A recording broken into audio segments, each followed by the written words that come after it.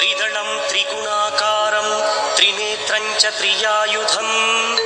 त्रिजन्म पापसंहारं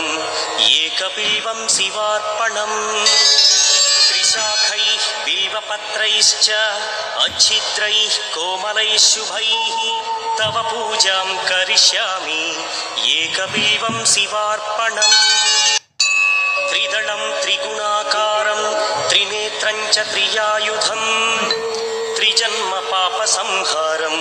एकबिल्वं शिवार्पणम् त्रिशाखैः बिल्वपत्रैश्च